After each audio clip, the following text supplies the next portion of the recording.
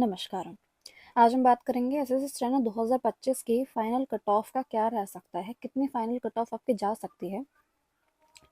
Basically हम यहाँ पे सेफ स्कोर की बात करेंगे और ये भी बात करेंगे कि किन को स्किल की तैयारी करनी शुरू कर देनी चाहिए और स्किल में कितना स्कोप है, कैसा मैटर हो सकता है, इसके बारे में हम डिटेल में बात कर सकते हैं एक नेक्स्ट वीडियो में।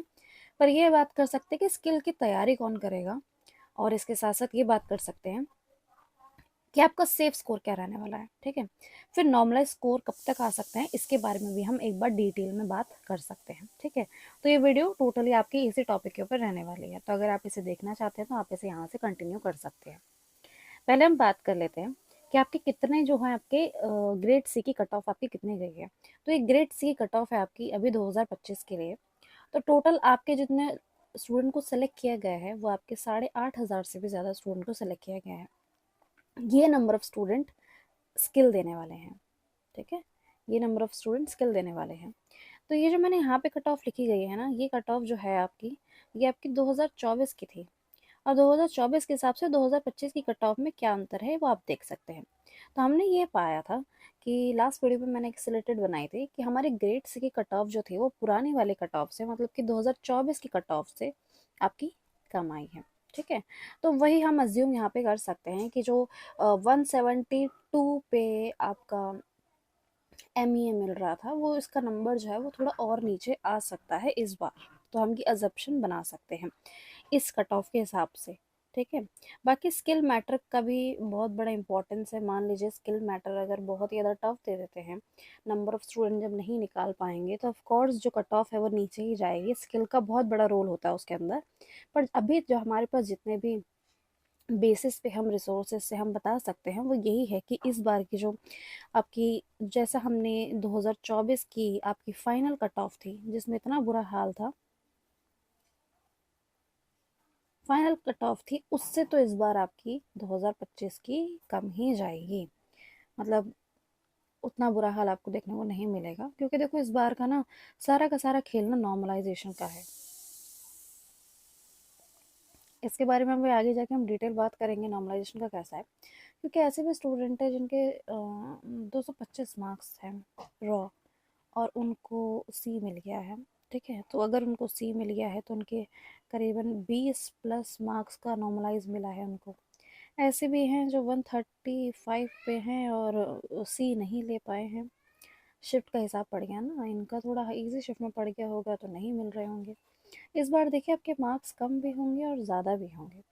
पहले नॉर्मलाइजेशन में ऐसा होता था कि आपके मार्क्स सिर्फ बढ़ते थे। अब न्यू नॉर्मलाइजेशन फॉर्मूला ये कहता है कि हम मार्क्स घटाएंगे भी और हम मार्क्स बढ़ाएंगे भी।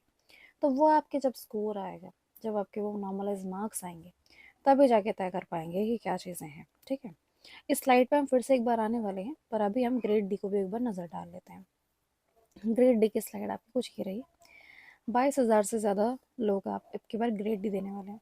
ग्रेड डी के अंदर स्किल क्वालिफाई करने के बाद ना फाइनल तक पहुंच पाना थोड़ा मुश्किल होता है। मुश्किल इसलिए क्योंकि कट ऑफ बहुत ज़्यादा हाई चल जाती है।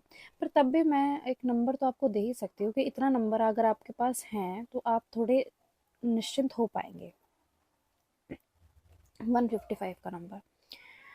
पर बात यह है ना कि रॉ स्कोर के हिसाब से 155 मत सोच लेना, ये सोचना नॉर्मलाइज स्कोर के हिसाब से। और नॉर्मलाइज स्कोर जो है वो तो आपका अभी आने वाला है, तो उस हिसाब से ही जब नॉर्मलाइज स्कोर आ जाएगा तब हम डिटेल में सेफ स्कोर के बारे में बात कर पाएंगे।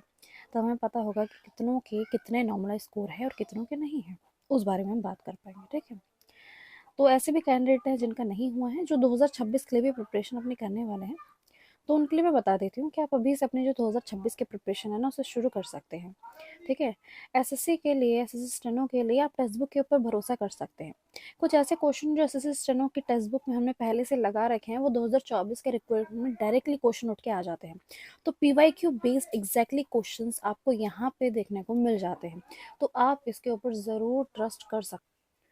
एक बार मैं आपको दिखा देती हूँ कि टेक्स्ट बुक पे जाके आप कैसे देखेंगे। तो देखिए ये आपका एसएससी स्टैंडर्ड 2025 की आपकी टेस्ट सीरीज है जो कि आपको सामने दिख रही है। इसके अंदर इतने सारे आपके लिए सेक्शनल टेस्ट अवेलेबल हैं PYQ जो एग्जैक्ट PYQ है वो अवेलेबल है, यहाँ पे जाके आप देख सकते हैं। जैसे कि मैंने यहाँ पे PYQs में जाके क्लिक किया, ये PYQ आपको दिख रहे हैं, आप इस पर क्लिक करेंगे और अपना टेस्ट जो है वो शुरू कर सकते हैं। इसके अंदर आपको ये भी पता चलेगा कि आप सेक्शनल टेस्ट लगा रहे होंगे उस टाइम पे, तो आपको ये भी पता चलेगा कि आपको कितने मिनट के अंदर ये खत्म करना है, तो आप बेसिकली टाइम मैनेजमेंट काफ़ी अच्छा कर पाएंगे। जैसे यहाँ पे दिख रहा है आपको, आप स्टार्ट टेस्ट कर देंगे और उसके बाद आपका जो टेस्ट है वो स्टार्ट हो जाएगा, ठीक है। इसके अंदर आपको दिख रहा होगा कि कितने ज़्यादा फ्री टेस्ट जो है वो अवेलेबल है, तो आप जाके एक बार चेक भी कर सकते हो। फ्री टेस्ट लगाने के बाद अगर आप तब पास प्रो खरीदना चाहते हैं तब भी आप वो चीज़ कर सकते हैं। बाकी मैं आपको यहाँ पे सेक्शनल दिखा रही हूँ कि कैसे ये टॉपिक वाइज आपको चीज़ें करके दिखाते हैं, तो वो सारी चीज़ भी यहाँ पे अवेलेबल है आपके लिए, तो आप एक बार जाके ज़रूर चेकआउट कर सकते हो कि किस तरीके से होगा। इस बार की जो सेल है, ग्रैंड उत्सव सेल, वो 12 से 13 दिसंबर आपकी चलने वाली है। 351 रुपीज़ का इसमें पास प्रो मिल रहा है, 439 रुपीज़ का इसके अंदर पास प्रो मैक्स मिल रहा है। इसके अंदर फीचर्स जो है वो आपके बढ़ जाते हैं, तो वो चीज़ आप कंसिडर कर सकते हैं, ठीक है।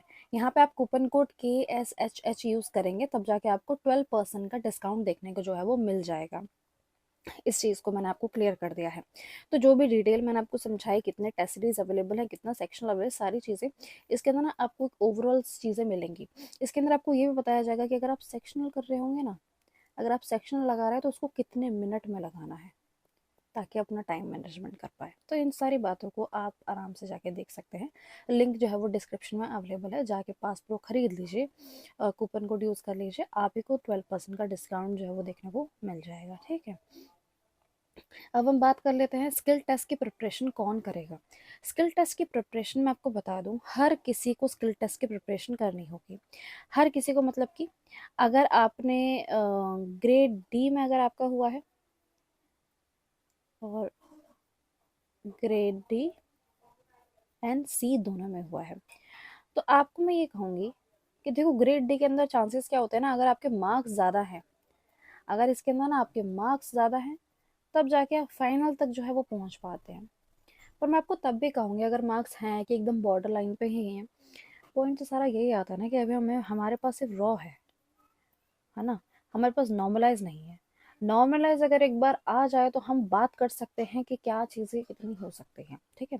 तभी मैं कहूँगी स्किल के प्रिपरेशन करना आप शुरू कर दीजिए, ठीक है। ऐसा तो नहीं है ना कि कोई जो अभी अभी सोच रहा है कि अब सिलेबस पढ़ना शुरू करूंगा, ये टाइम सिलेबस पढ़ने का नहीं, ये टाइम अपनी स्पीड बढ़ाने का है, ये टाइम अपना ज़्यादा से ज़्यादा मैगजीन लगाने का है, अपने आप को बूस्ट देने का है, ये टाइम उसका है। तो दोनों ही जो है वो प्रिपरेशन करेंगे। ग्रेड सी वालों को फ़ायदा ये होता है कि कट ऑफ से काफ़ी आगे होते हैं, और ग्रेड सी ना सही डी में तो उनका हो ही जाता है, जिनका भी सी में होता है उनको डी तो बाद में मिल ही जाता है।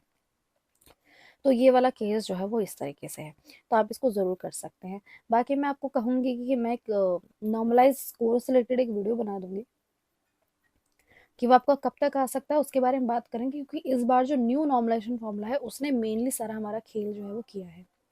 किसी के मार्क्स कम होंगे, किसी के मार्क्स ज़्यादा होंगे, ये सारा खेल हमारा चला है और ये होगा ही, और ये आगे भी होगा। मुझे लगता है कि इसके अंदर एक और चीज़ आती है कि वो मार्क्स कम कर देंगे, तो स्टूडेंट को यही दिमाग में रहेगा कि भाई मैं तो इस शिफ्ट का था, मेरे मार्क्स क्यों कम हो गए, और मेरे साथ एक और था जो उसी शिफ्ट का था, उसके तो मार्क्स बढ़ गए, तो क्या ये एक स्कैम का पार्ट बन सकता है। तो ये वाली बातें भी आ सकती हैं इसके अंदर। पर अभी हमारे पास जो बातें हैं हम यही कह सकते हैं, मैं तो आपको यही कहूँगी कि अपनी फाइनल कट ऑफ के बारे में सोच के, क्योंकि फाइनल कट ऑफ के बारे में देखो हम ना नंबर से बात कर सकते हैं। अभी जब तक हमारे पास नॉर्मल स्कोर नहीं है, जब तक मैं नंबर्स के हिसाब से बातें नहीं कर सकती, मैं आपको यही कह सकती हूँ कि आप दोनों ही, जिनका ग्रेड डी में हुआ है और सी और डी दोनों में हुआ है, आप दोनों को ही स्किल के प्रिपरेशन करना शुरू कर देना चाहिए, यही सही टाइम है। और बाकी आप ना मेरी शॉर्ट हैंड प्लेलिस्ट है, एक शॉर्ट हैंड करके मैंने नाम रखा हुआ है, शॉर्ट हैंड वीडियोस करके प्लेलिस्ट है, उसमें जाके चेक कर सकते हैं कि स्पीड कैसे बढ़ाए, ये कैसे करे, वो कैसे करे, ये सारी चीज़ें जो वहाँ पे मैंने वीडियोस बना के रखी हुई है। वरना मैं क्या कर रही हूँ ना, एक नेक्स्ट वीडियो में मैं क्या करूँगी, आपको स्किल टेस्ट की स्ट्रेटेजी प्रोवाइड करूँगी कि इस बार का स्किल टेस्ट कैसा होने वाला है, तो उसके बारे में हम डिटेल में बात कर लेंगे। अगर आप जुड़ना चाहते हैं तो जुड़ सकते हैं, ठीक है। बाकी आप टेलीग्राम चैनल के साथ भी हमारा जुड़ सकते हैं, वहाँ पे जो भी अपडेट होगा, मैं स्किल टेस्ट के रिलेटेड जब वीडियो बनाऊंगी और बाकी स्पीड कैसे बढ़ानी है, कुछ भी चीज़ अगर हम बात करते हैं स्किल टेस्ट रिलेटेड, तो वहाँ पे हम टेलीग्राम चैनल पर डायरेक्टली आपको बात कर देते हैं, डिस्कस कर लेते हैं कि या तो कभी मैं बता देती हूँ कि देखो मैं नेक्स्ट डे ना ये वाली वीडियो अपलोड करने वाली हूँ, तो आप तैयार रह सकते हो, ठीक है। इसके साथ साथ जब भी वीडियो का लिंक आता है तो वहाँ प्रोवाइड कर दिया जाता है, तो पिन कमेंट के अंदर लिंक है, बाकी जाके आप चेक कर सकते हैं, ठीक है। और टेक्स्ट बुक का लिंक भी मैंने आपको प्रोवाइड कर ही दिया डिस्क्रिप्शन में, तो वो चेक कर लेना। तो ये जो 22,000 है ना, मैं इनको कहूँगी कि आप अपने स्किल की प्रिपरेशन करना शुरू कर दीजिए। कट ऑफ इस बार की आपकी नो डाउट 2024 से कम ही देखने को मिलने वाली है, ठीक है। ग्रेड डी में कम नहीं मिलेगी, ग्रेड डी का हिसाब वही रहेगा जो पुराने वाले ग्रेड डी का था, क्योंकि आप देख सकते हैं खास कोई बड़ा अंतर आया नहीं है, ठीक है, सेम अंतर है। बाकी स्किल के ऊपर ध्यान दिया जा सकता है। ग्रेड डी के अंदर मुझे लगता है कि 2024 की जो कट ऑफ थी वही रेप्लिकेट आपकी इस बार आसपास होने वाली है। बट ग्रेड सी के अंदर आपका इस बार की जो एमईए वाली जो कट ऑफ होती है ना, हमारी जो टॉप की बोलते हैं, उसमें आपको कम देखने को मिल जाएगा। तो यही एक अकेला फायदा हो सकता है आपको इसमें, इसके अलावा तो कोई और फायदा मैं नहीं देख पा रही हूँ। तो इन सभी को मैं कहूँगी कि आप अभी से अपने स्किल की प्रिपरेशन का करना शुरू कर दीजिए। नेक्स्ट वीडियो में एक स्किल टेस्ट स्ट्रेटेजी से रिलेटेड बनाने वाली हूँ, उस वीडियो को ज़रूर देखिएगा। उसमें हम डिटेल में बात करेंगे कि किस तरीके से आप इस बार इतने महीने, कितने महीने का टाइम है, उस हिसाब से हम जो है पूरा प्लान कर लेंगे, ठीक है। यहाँ पे हम इस वीडियो को एंड करते हैं। वीडियोस में नहीं बना पा रही हूँ, इसका रीज़न एक बड़ा ये है कि मेरा गला दर्द कर रहा है काफ़ी, और मैं बोल नहीं पाती हूँ बीच बीच में। अभी भी आपको लग रहा होगा कि मेरी वॉइस काफ़ी बदल गई है, तो वो रीज़न यही है। और वीडियोस मैं लाती रहूँगी थोड़ा थोड़ा इंटरवल के टाइम पे, बट वीडियोस आपकी रेगुलर आती रहेगी। और जिन्होंने भी कंसर्न दिखाया है कि मैम आप कहाँ हैं, वीडियोस क्यों नहीं डाल रहे हैं, उनके लिए थैंक यू सो मच, आपने कंसर्न दिखाया। और तबीयत में थोड़ा ठीक ठीक हो ही रही है, तो फिर वीडियोस बनाते रहेंगे, ठीक है। यहाँ पे हम इस वीडियो को एंड करते हैं। मिलते हैं एक नेक्स्ट वीडियो में, जो कि स्किल टेस्ट रिलेटेड ही ऑफ कोर्स आपकी रहने वाली है।